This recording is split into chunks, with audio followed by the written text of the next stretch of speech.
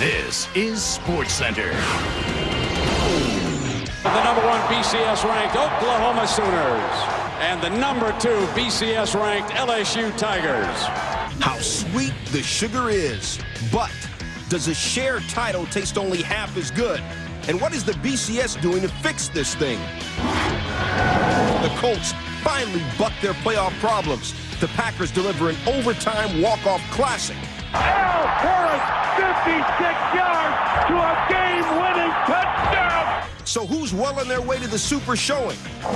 Why LeBron needed X-rays, how soon Philly will get an answer, and Sammy Sosa takes his best swing at cork bats, steroids, and Chi-Town's real GOAT. Dog, we always got some room for trickeration on SportsCenter now.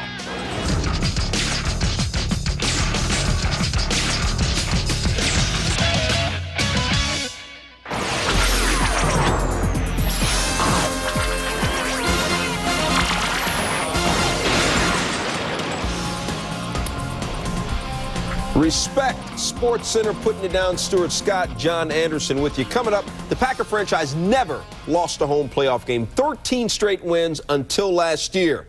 On Sunday, trying not to make it too straight. Some nail-biting overtime flavor. But before that, kids, don't listen to the dentist. You can never have too much sugar. Oklahoma, LSU in the BCS title game for the other half of the national championship. Kids also remember sharing. Very good thing. There's the number 1 team in the BCS, Jason White, Oklahoma Sooners. He's got a Heisman taking on LSU's Tigers. Oklahoma, perhaps a little overconfident. Already got the championship shirts printed up and ready to go. First quarter, first play from scrimmage. Justin Vincent busts one up the middle. Off he goes to the races, as they say. But Derek Strait doesn't give up on the play. Gives him a big old karate chop, and down he goes. But not before getting 64 yards of real estate. Same drive, first and goal. Matt Mock, center, have a little trouble with the exchange, and there's Strait again. This time, he's got the ball. Sooners out of a very big jam. Sooners first possession. Your Heisman winner, double pump, double coverage, bad idea. Jason White wanted to hit Will Peoples. He got Corey Webster on the other side. 2 turnovers, first 2 there were too many Peoples back there. Yeah, there were. LSU on the attack. Skylar Green. Skylar can scoot when he gets the corner. 7 on the LSU. And, well, here you're just going to see the Tigers maul all those guys in the crimson shirts. Lay them out to clear the way, and from there, candy. Later in the first, LSU with the ball up 7-0. Mock picked by Brandon Everidge. Everidge rolling along, but then Everidge has that negated holding call. Stoops not happy. Second quarter, he would be. We coming, we coming, we coming. We here. Dun, dun, dun, dun. You see those 2 Sooners? They came in untouched, blocked the kick. Sooners recover on the LSU 2. 17th block kick in the Stoops there. They take it in for a touchdown and tie it at 7. But later in the second, Justin Vincent have some. 18-yard touchdown. He used an unexpected block from the ref. 16 carries, $117 for Justin. Bob Stoops, your thoughts? Penalties have hurt us, taking away 2 turnovers. Penalties have put us in the long yardage. On top of that, bad tackling on defense. Outside of that, we got a heck of a game. That layoff can hurt your third quarter. White looking him out the comeback, but he is going to be roughed up by Marcus Spears, all 6'4", 295 pounds of that LSU love. And then on the next play, it's K-State all over again for White. 13 of 37, 102 yards, 2 picks. That one, Spears again in for the touch. A school record 7 defensive TDs for LSU this season, 21-7 after 3. Fourth quarter, though, hater in the house. Hater. Matt Mock, hated on by Brodney Poole. Poole, who led the Sooners with 6 interceptions this year, takes that and then is on his giddy-up. Returns it to the 30-yard line. Oklahoma now, 4th down and 11. Can I get some? Jason White hooking with Mark Clayton. First down. Clayton led the Sooners 71 catches, 1,041 yards receiving. 3rd and goal. Kewan Jones, y'all got to give me that. His 2nd touchdown of the game, 12th touchdown in his last 6. And big fellas from OU know how to get their swerve on, don't they? 21-14, later 4th quarter. 3rd and 10 from the LSU 13. White overthrows a wide-open Kewan Jones. OU only 154 total yards in the game, fewest for the school since '98. That pass fell short. 4th quarter, 4th and 10, Sooners. The Tigers coming at him, and they got him! Down he goes at the 40-yard line! It was Lionel Turner who knocked him down! That's it, game's over. Lionel Turner put the beat down on the Heisman Trophy winner. That's why LSU averaged only giving up 10.8 points per game, tops in the nation. You see the ADT trophy? Ball game. LSU wins it 21-14. Heisman winner Jason White becomes one of the last 3 Heisman-winning QBs to play in a national title game and lose. White, only 6 interceptions his first 12 games. This year, 4 in his last 2. Our game day crew, Chris Fowler and company, down in the Bayou. Well, there's the final countdown, the end of a 43-year national championship drought for the LSU Tigers in their home state, touching off a mini Mardi Gras. As they say down here, there's a bon temps roulette. Let the good times roll. A long time coming for LSU.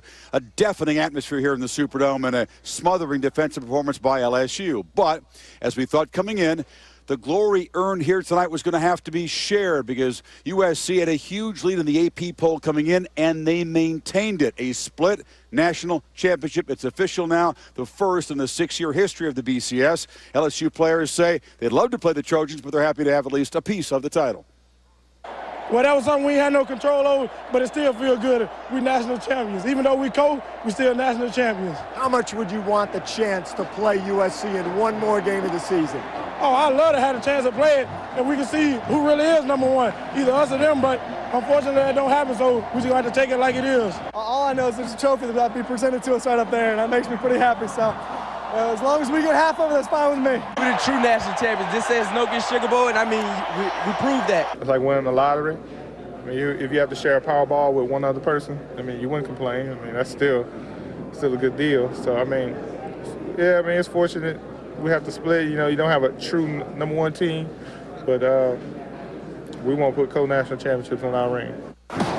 So, 2 titles won 72 hours apart in the AP poll. USC actually picked up 6 first-place votes, and LSU lost 4 first-place votes from before the polls. Notice that in the coaches' poll, 3 coaches bucked the system and ignored the mandate to vote the winner of this game number 1. They said, the heck with it, we're going to vote USC number 1. If 35 had done that, who knows what would have happened, but it's now official, a split title.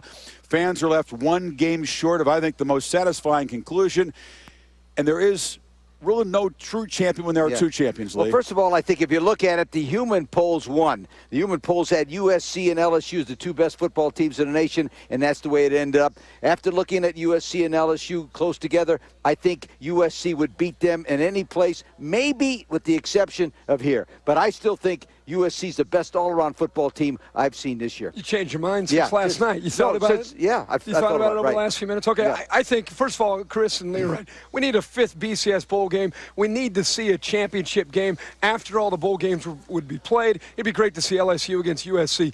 I think if USC played LSU in this stadium, LSU would win. Any other stadium in the country, USC is a better team on both sides of the ball. I think the Trojans are the best team in college football. Agreed. Well, I think a guy who agrees with that is Pete Carroll, who sat here and watched the Nokia Sugar Bowl, then joined us on the telephone afterward. He felt very comfortable going into this thing. The AP vote would go that way, and it did. I think it's interesting that more people went USC's way.